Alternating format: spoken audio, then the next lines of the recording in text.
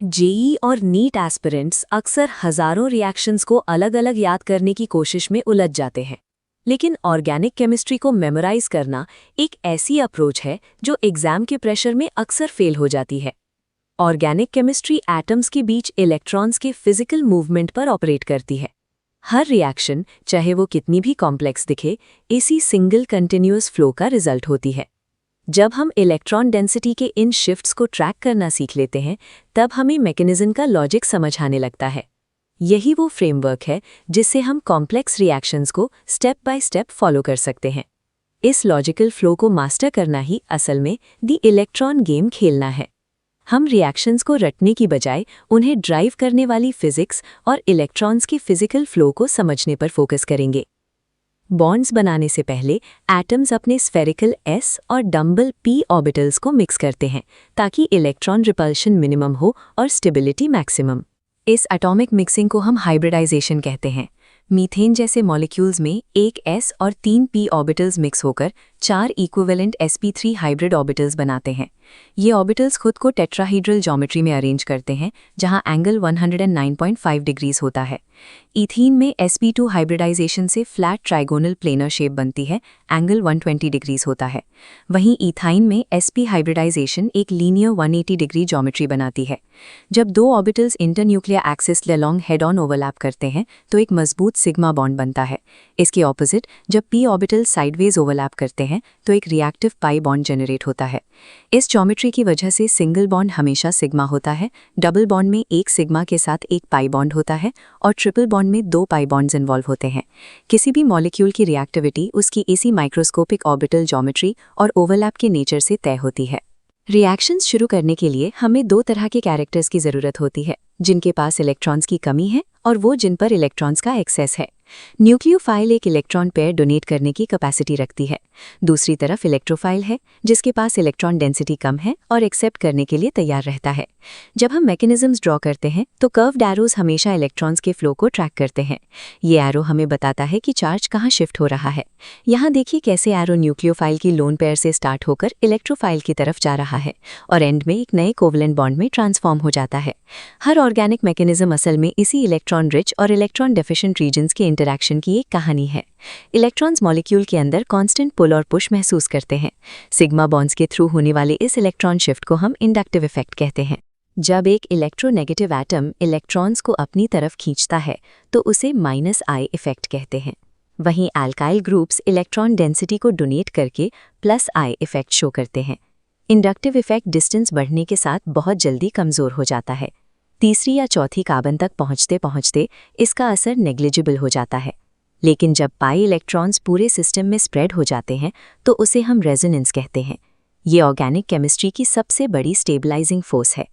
Resonance कोई rapid switching नहीं है जहां मॉलिक्यूल अलग अलग स्ट्रक्चर्स के बीच जंप कर रहा हो। सच्चाई ये है कि पाई इलेक्ट्रॉन क्लाउड एक कॉन्जुगेटेड स्केलेटन के ऊपर हमेशा के लिए स्प्रेड हो जाता है। इस कंटिन्यूअस डीलोकलाइजेशन से चार्ज एक बड़े वॉल्यूम पर डिस्ट्रीब्यूट होता है, जो पूरे सिस्टम को स्टेबलाइज कर देता है। अगर पाई रेजोनेंस पॉसिबल ना हो तो सिस्टम हाइपरकॉन्जुगेशन का सहारा लेता है। इसे अक्सर नो बॉन्ड रेजोनेंस भी कहा जाता है। इस कार्बोकैटायन का सेंट्रल p ऑर्बिटल खाली है, लेकिन इसके बगल में मौजूद CH सिग्मा बॉन्ड्स अपने इलेक्ट्रॉन्स को इस एम्प्टी ऑर्बिटल के साथ ओवरलैप कर देते हैं, जिससे इलेक्ट्रॉन डेफिशिएंट कार्बन को थोड़ी स्टेबिलिटी मिलती है। मॉलिक्यूलर स्टेबिलिटी का सिंपल लॉजिक यही है, चार्ज को जितना ज़्यादा स्प्रेड करोगे, एनर्जी उतनी ही कम होगी और मॉलिक्यूल उतना ही स्टेबल होगा। इन्हीं रूल्स को अप्लाई करके हम रिएक्शन इंटरमीडिएट्स की स्टेबिलिटी को इवैल्यूएट कर सकते हैं। सबसे पहले देखते हैं कार्बोकैटायंस को। कार्बोकैटायन एक ऐसी स्पीशीज है जिसका सेंट्रल कार्बन इलेक्ट्रॉन डेफिशिएंट है। इन 4 मॉडल्स में से टर्शरी कार्बोकैटायन सबसे ज्यादा स्टेबल है।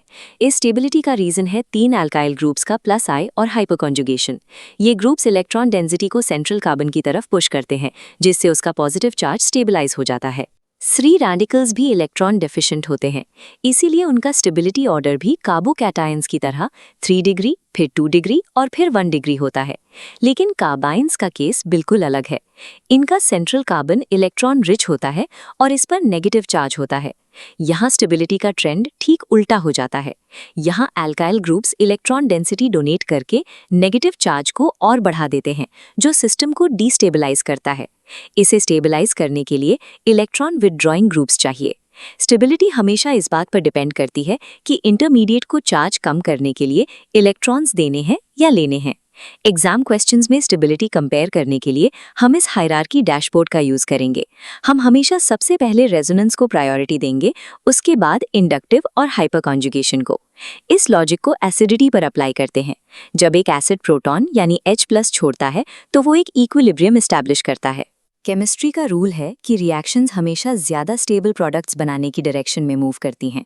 इसका मतलब है कि अगर प्रोटॉन खोने के बाद बनने वाला कॉन्जुगेट बेस स्टेबल है तो एसिड आसानी से H+ डोनेट कर देगा। इसलिए कॉन्जुगेट बेस की स्टेबिलिटी ही एसिड की स्ट्रेंथ को डिटरमिन करती है। बेसिसिटी का लॉजिक लोन पेयर अवेलेबिलिटी पर टिका है। एक बेस तभी स्ट्रांग होता है जब उसकी लोन पेयर H+ को एक्सेप्ट करने के लिए वहां फिजिकली मौजूद हो। अगर वो लोन पेयर रेजोनेंस में बिजी है तो उसकी अवेलेबिलिटी कम हो जाती है और मॉलिक्यूल एक वीक बेस बन जाता है। एसिडिटी हो या बेसिसिटी, ये सब सिर्फ मॉलिक्यूल की इंटरनल इलेक्ट्रॉनिक स्टेबिलिटी के एक्सटर्नल सिम्टम्स हैं। चलिए अब तक सीखी गई बातों को एक क्विक मेंटल चेकलिस्ट में समराइज करते हैं। पहला पॉइंट, न्यूक्लियोफाइल्स इलेक्ट्रॉन्स डोनेट करते हैं और इलेक्ट्रोफाइल्स उन्हें एक्सेप्ट करते हैं। दूसरा, रेजोनेंस का मतलब है चार्ज को डीलोकलाइज करके सिस्टम को स्टेबलाइज करना। तीसरा, एसिड स्ट्रेंथ हमेशा उसके कॉन्जुगेट बेस की इंटरनल स्टेबिलिटी से मेजर की जाती है। एक क्विक टेस्ट, क्या NH3 एक न्यूक्लियोफाइल है?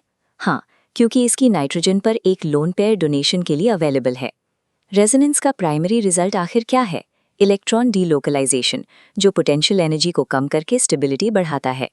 जब आप एटम्स के बजाय इलेक्ट्रॉन्स पर फोकस करते हैं तो ऑर्गेनिक केमिस्ट्री के डिस्कनेक्टेड पार्ट्स एक लॉजिकल सीक्वेंस में जुड़ने लगते हैं। इलेक्ट्रॉन्स का फ्लो ही इंटरमीडिएट्स और उनकी स्टेबिलिटी को डिफाइन करता है। इस फ्लो को समझने के बाद आप किसी भी मैकेनिज्म के पीछे के क्यों को डिकोड कर सकते हैं। Don't just memorise reactions, understand the electrons. कैमोरा, understand chemistry, visualise chemistry, master chemistry.